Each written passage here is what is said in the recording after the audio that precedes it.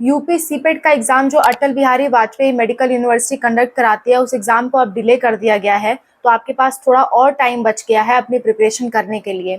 30 जून को अब एग्जाम होना है बच्चों, और आपके पास गिन के देखा जाए तो 12 से 13 दिन बचे हुए हैं। मान के चलो आप 1-2 दिन इधर उधर वेस्ट कर ही देते हो, एग्जाम के लिए जाओगे, ट्रैवल करना पड़ सकता है। तो अगर देखा जाए तो 10 दिन आपके पास बचे हुए हैं। इन 10 दिनों में आपको क्या स्ट्रैटेजी रखनी चाहिए, क्या करना चाहिए आपको ताकि आप अपने मार्क्स मैक्सिमाइज कर सको, वो हम डिस्कस करेंगे। क्योंकि बच्चों ये आपके पास आखिरी बेस्ट एग्ज़ाम है जो कि आप पैरामेडिकल के लिए दे सकते हो। एम्स का एग्ज़ाम फॉर्म ओवर हो ही चुका है, उसको आप भर नहीं पाओगे, उसका भी एग्ज़ाम आपका हो ही जाएगा जल्द ही। तो आपके पास यही 1-2 एग्ज़ाम बचे हैं जो पैरामेडिकल के अच्छे से अच्छे कॉलेज में आपको एडमिशन देते हैं। पीजीआई-एमईआर का भी फॉर्म निकला है, लेकिन पीजीआई-एमईआर के फॉर्म में सीट्स काफ़ी कम है इन दोनों के कंपेयर में। तो अगर ये दोनों नहीं निकल रहा है तो पीजीआई-एमईआर तो टफ है, ठीक है? और आपको दूर कॉलेज में मिलेगा, तो अच्छा है कि आपको अपने स्टेट में मिले। वहाँ आपका ऑल इंडिया के बच्चों से कंपटीशन है। यही एक ऐसा एग्ज़ाम है जहाँ सिर्फ आपका यूपी के बच्चों से कंपटीशन है, तो ये आपका आसान एग्ज़ाम है as compare to AIIMS and PGIMER. तो कैसे आप तैयारी करो उसके लिए ध्यान से सुन लो। 10 दिनों में भी आप काफ़ी कुछ कर सकते हो। ऐसा तो नहीं है कि अभी तक आपने कुछ भी नहीं पढ़ा। जितना आपने पढ़ रखा है उस बेसिस पे मैं आपको बताऊँगी आगे। तो चलो स्टार्ट करते हैं। Hello everyone, welcome to Spark Up Classes. This is Suman Yadav. UP CIPET, CIPET paramedical का एग्जाम है, आप सब लोग जानते हो। पैरामेडिकल के टोटल 18 कोर्स इसके अंतर्गत आते हैं। कौन कौन से कोर्सेज है मैंने इस वीडियो में बता दिया, आप जाके देख सकते हो, लिंक क्लास में मिलेगा। तो सीपेट का जो एग्ज़ाम है उसके लिए आपको सबसे पहले तो अपना फिजिक्स, केमिस्ट्री और बायोलॉजी स्ट्रॉन्ग करना होता है। अगर मैं जानती हूँ कि आप सीनेट की प्रिपरेशन कर रहे थे, तो मैक्सिमम लोग 12th का ही पढ़ रहे होंगे, क्योंकि सीनेट में 12th का पोर्शन ज़्यादा आता है, 11th का बहुत ही कम आता है। लेकिन सीपेट में ऐसा नहीं है। सीपेट में 11th प्लस 12th आपका लगभग इक्वल प्रोपोर्शन में आएगा। तो अगर आपका 11th नहीं तैयार है तो बच्चों आज से 2-3 दिनों के अंदर आप कोशिश करो कि 11th का कम से कम एक यूनिट जो है वो तैयार कर लो, और वो यूनिट है ह्यूमन फिजियोलॉजी। ह्यूमन फिजियोलॉजी ज़रूर तैयार करके जाओ बच्चों, उससे काफ़ी क्वेश्चन पूछे जाते हैं। और न्यू एनसीईआरटी से तैयार करो, पुराने से तैयार करने की कोई ज़रूरत नहीं है।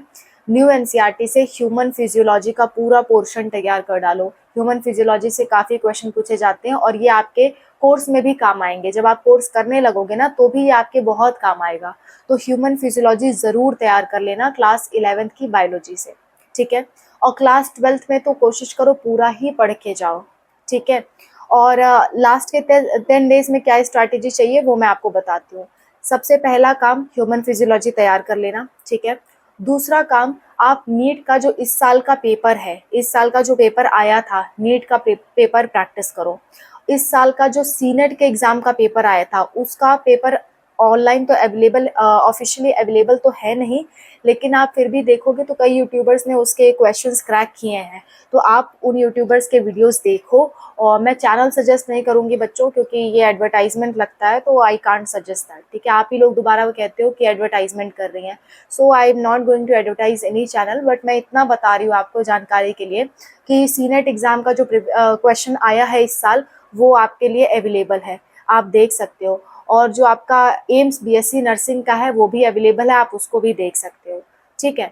तो आप इन एग्ज़ाम्स का पेपर्स देखो और आपको पता चलेगा कि कुछ जो टॉपिक्स हैं वो रिपीटेडली पूछे जा रहे हैं, तो उससे मिलता जुलता टॉपिक आपका ज़रूर आ जाएगा। एग्जाम्पल के तौर पे अगर मैं आपको बताऊं, मान लेते हैं कि आपका रेस्पिरेटरी सिस्टम से टाइडल वॉल्यूम पूछा गया, तो इस बार हो सकता है टाइडल वॉल्यूम नहीं आईआरवी पूछा जाए, इंस्पायरेटरी रिजर्व वॉल्यूम पूछा जाए।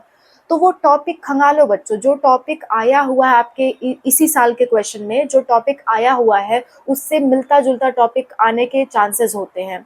मान लेते हैं आपका इलेक्ट्रिसिटी, करंट इलेक्ट्रिसिटी जो चैप्टर है उसमें से आपका पोटेंशियोमीटर पूछा गया, ठीक है? पोटेंशियोमीटर पूछा गया, तो हो सकता है इस बार आपके इस वाले पेपर में पोटेंशियोमीटर नहीं व्हीटस्टोन ब्रिज पूछ लिया जाए। ऐसे मिलते जुलते टॉपिक से क्वेश्चन आते हैं, तो आप उन टॉपिक्स को ज़रूर एक बार पढ़ लो। एक बार ज़रूर आप एम्स का प्रीवियस ईयर क्वेश्चन जो कि इस साल आया है, नीट का प्रीवियस ईयर क्वेश्चन जो कि इस साल आया है, और जो सीनेट का प्रीवियस ईयर क्वेश्चन है जो कि इस साल आया था, ये तीनों के तीनों आप सॉल्व कर डालो। और इन तीनों के तीनों में डिटेल में अच्छे से सॉल्व करो, एक एक चीज़ समझ समझ के सॉल्व करो। फिजिक्स, केमिस्ट्री, बायोलॉजी तीनों सॉल्व करो, और तीनों के टॉपिक जो उससे जो मिलते जुलते टॉपिक है उनको ज़रूर प्रैक्टिस कर लो। उसके लगभग के क्वेश्चन आने के मैक्सिमम चांसेस होते हैं बच्चों। ये आपके लिए एक ट्रिक है जिसे आप लास्ट के दिनों में अपना सकते हो, और उससे आपके क्वेश्चंस बनने के चांसेस होंगे। हालांकि पढ़ाई का कोई बहुत अल्टरनेटिव नहीं होता है, लेकिन हल्की फुल्की ट्रिक्स कभी कभी काम करती हैं। तो अगर आपने थोड़ा बहुत भी पढ़ रखा है तो एक बार ये चीज़ें अपना के देखो। और ये तीन तो आपको ज़्यादा करने में टाइम नहीं लगेगा। इन तीनों पेपर को सॉल्व करने में मैक्सिमम मान के चलती हूँ 2 से 3 दिन आपको लग जाएंगे। बाकी के दिनों में आप लोग बाकी प्रीवियस ईयर के क्वेश्चन सॉल्व कर सकते हो, और जिस टॉपिक पे फंस रहे हो उस टॉपिक को उठा के पढ़ो, ठीक है। और जो पार्ट आपका पहले से तैयार था लेकिन आप हल्का हल्का भूल रहे हो उसको रिवाइज कर लो। ये एक तरीका होता है जिससे आप लास्ट के दिनों में प्रैक्टिस कर सकते हो। मैं मानती हूँ कि लास्ट के दिनों में आपका पढ़ने में मन नहीं लगता होगा। इस कंडीशन में आप क्या कर सकते हो, आप ज़्यादा से ज़्यादा बुक से पढ़ने के बजाय वीडियोस के थ्रू पढ़ो, और वीडियोस डाउनलोड करके रखो ताकि फ़ोन की नोटिफिकेशन आपको डिस्ट्रैक्ट ना करे, ठीक है। वीडियोस डाउनलोड कर लो, डाउनलोड करके अपना फ़ोन ऑफ कर लो, फ्लाइट मोड पे डाल दो, या फिर आप नेट ऑफ कर लो, जिससे भी आपको डिस्ट्रैक्शन होती है वो आप ऑफ कर लो। उसके बाद आप अपना लेक्चर्स एक किनारे से देखते चले जाओ, खासकर प्रीवियस ईयर क्वेश्चंस के लेक्चर्स, ठीक है। लेक्चर्स देखो इस समय ज़्यादा से ज़्यादा, क्योंकि बुक में मैं जानती हूँ आप लोग खो जाते होगे इस समय, ठीक है। तो ज़्यादा से ज़्यादा लेक्चर्स देखो। लेक्चर से जब कोई कान में ऐसे लेक्चर्स देख रहे हो, कान में बोल रहा हो, तो आपके डिस्ट्रैक्शंस कम होती हैं। तो ये चीज़ें आप अपना सकते हो। और भी कोई दिक्कत, कोई परेशानी हो रही है किसी भी एग्ज़ाम से रिलेटेड, किसी भी चीज़ से रिलेटेड, तो कमेंट्स में मेंशन करो। मैं और अनूप सर रेडी हैं उसकी वीडियोस बनाने के लिए। और आपको अगर सीनेट जो एग्ज़ाम अभी हुआ है उसमें आपको कॉलेज लिस्ट चाहिए कि कौन कौन से गवर्नमेंट कॉलेज है, कौन कौन से प्राइवेट कॉलेज हैं, तो आप कमेंट्स में मेंशन करना।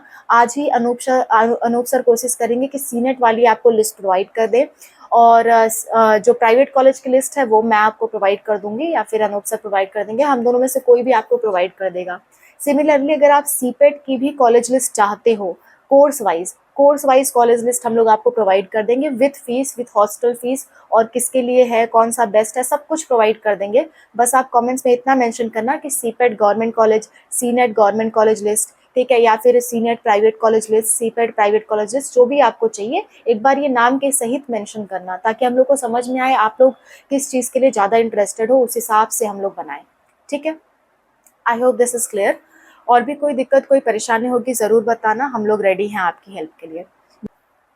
और आप लोग बच्चों अच्छे से प्रिपरेशन करो, लास्ट दम तक प्रिपरेशन करो, क्योंकि लास्ट तक हार नहीं मानना चाहिए। ऐसा मत सोचो कि अभी तक नहीं हो पाया तो अब क्या होगा। ये जो अब आप करोगे ना उसका भी आपको रिजल्ट मिलेगा।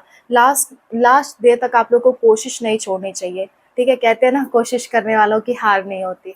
तो एक बार आप कोशिश करके देखो बच्चों, जितना भी हो पाएगा। अभी नहीं हो पाएगा तो वो कहीं ना कहीं आपको काम आएगा, इसलिए लास्ट दम तक प्रैक्टिस करो, अच्छे से तैयारी करो, और रिजल्ट आने के बाद या एग्जाम होने के बाद आप मुझसे कांटेक्ट करना। मुझसे जितना बन पाएगा मैं आपकी हेल्प करूंगी गवर्नमेंट कॉलेज या प्राइवेट कॉलेज में एडमिशन के लिए। कम से कम फीस वाले प्राइवेट कॉलेज बताऊंगी, गवर्नमेंट कॉलेज बताऊंगी, आपकी कट ऑफ के अनुसार कौन सा कॉलेज मिल सकता है ये भी मैं आपको सजेस्ट करूंगी। अभी आपका काम यही है कि अभी सिंपली आप प्रिपेयर करो, जितना भी 10 दिन 12 दिन बचा है अच्छे से तैयार करो और अपना एग्जाम दे करके आओ, ठीक है। और ड्रेस कोड, एक और इम्पॉर्टेंट बात, ड्रेस कोड आपको फॉलो करना है बच्चों। ड्रेस कोड पहन के जाना, जो ड्रेस है वही पहन के जाना। मैंने इस वीडियो में बता दिया है ड्रेस कोड क्या होने वाला है, लिंक लास्ट में मिलेगा। Okay, so this is all about the video. Thanks for watching, bye, take care.